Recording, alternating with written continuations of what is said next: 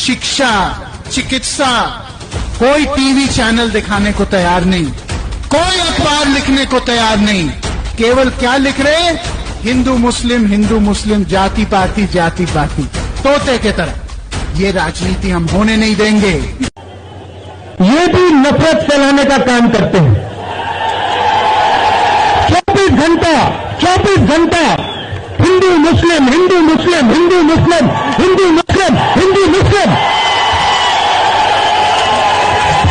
ये सच्चाई नहीं है भाइयों बहनों। मैं चला हूं कन्याकुमारी से यहां तक, ये सच्चाई नहीं है। ये मीडिया में चलाया जाता है, फैलाया जाता है। ये देश एक है। सुन रहे हैं आप, जाने अनजाने में ही सही, लेकिन राहुल वरुण दोनों की भाषा एक ही लगती है। हिंदू मुस्लिम को बांटने की बात हो या मीडिया को फटकार लगाने की, दोनों भाई एक ही ट्रैक पर हैं। तो राजनीतिक हलकों में भी सभी की नजरें इसी बात पर टिकी है कि क्या राहुल की भारत जोड़ो यात्रा जब यूपी में पहुंचेगी, वरुण गांधी उसमें शामिल होंगे। इस पर कोई ठोस जानकारी तो सामने नहीं आई है, लेकिन राहुल ने संकेत तो दे दिया है कि वरुण अगर आते हैं तो उनका स्वागत है। हालांकि इसके साथ ही उन्होंने ये भी कहा है कि वरुण बीजेपी से है, वो दिक्कत करेंगे। तो क्या कांग्रेस में 2024 से पहले वरुण गांधी राहुल के साथ नजर आ सकते हैं? स्वागत किसी का भी है, बट वो बीजेपी के हैं तो उनका वहां पे प्रॉब्लम तो होगा।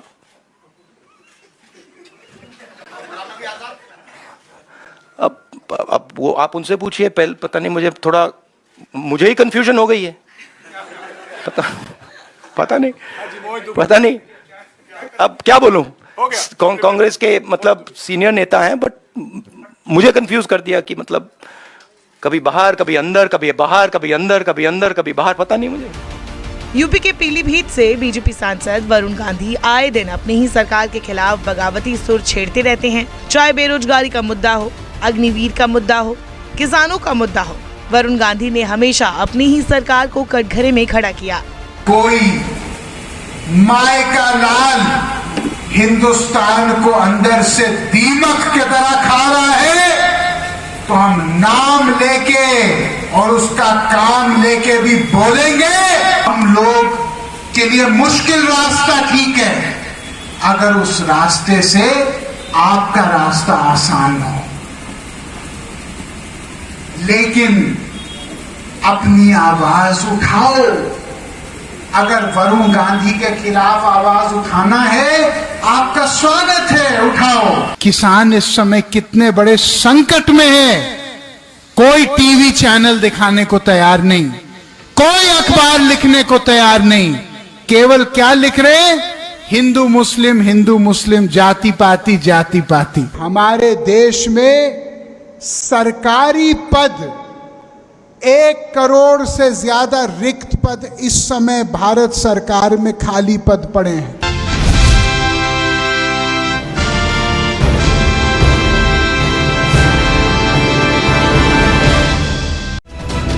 नए साल के जश्न में जहां पर लोग जश्न में डूबे थे, राजस्थान के चौमू में लोगों में मातम पसरा था, क्योंकि नए साल पर भीषण सड़क हादसे में चौमू के सामूद कस्बे के रहने वाले 2 सगे भाइयों का पूरा परिवार उजड़ गया।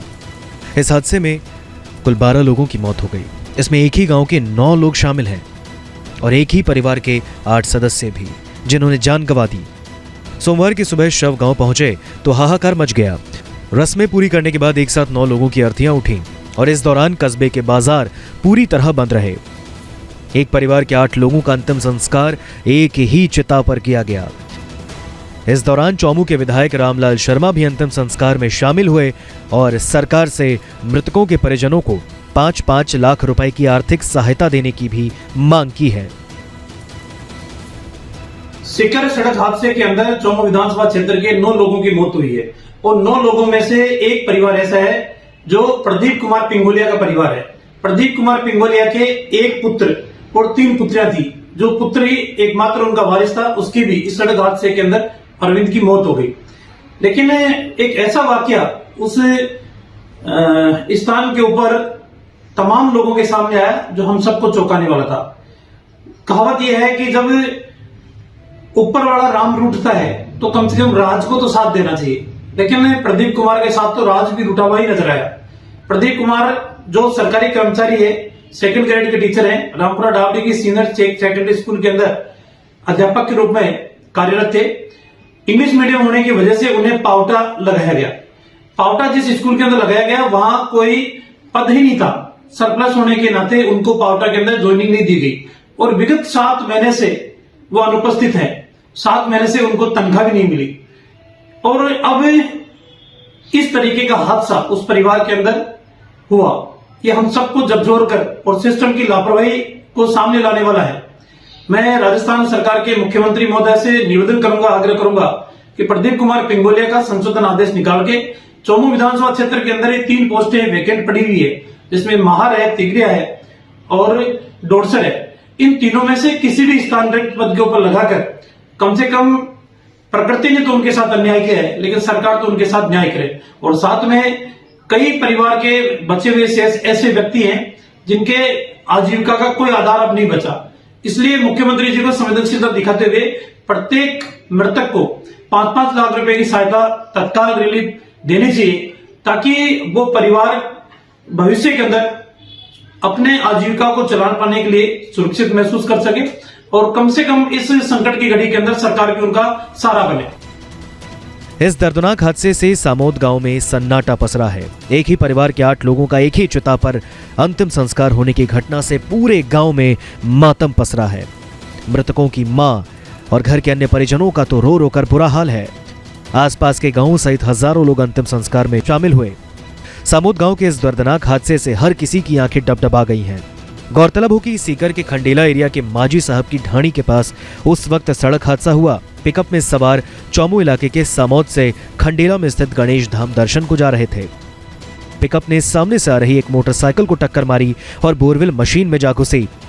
प्रत्यक्षदर्शियों के मुताबिक पिकअप बाइक सवार को दूर तक घसीटती ले गई, जिसके बाद सामने से आ रही बोरवेल मशीन में जा घुसी और इस दर्दनाक हादसे के बाद गांव में मातम पसरा है।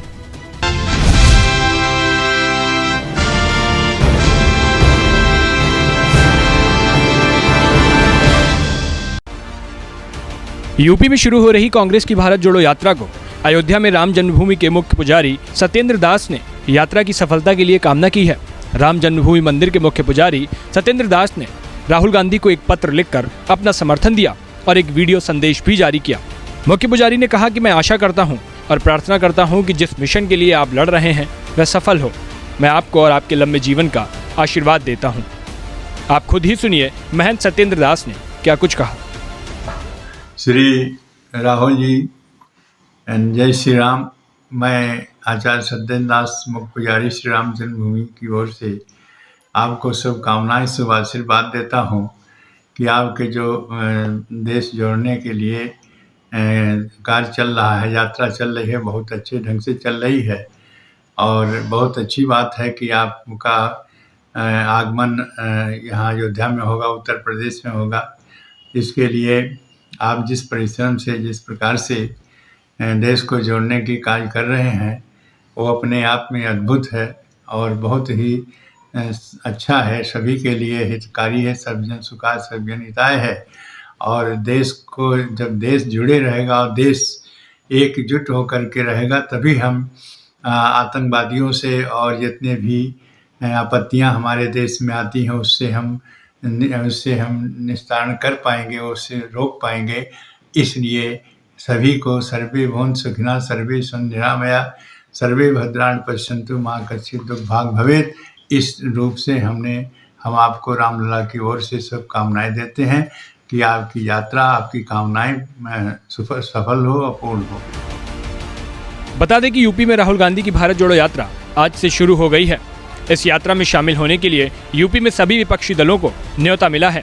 वहीं सभी ने इस यात्रा को शुभकामनाएं भी दी हैं। ये यात्रा यूपी की सीमा में 5 दिनों तक रहेगी।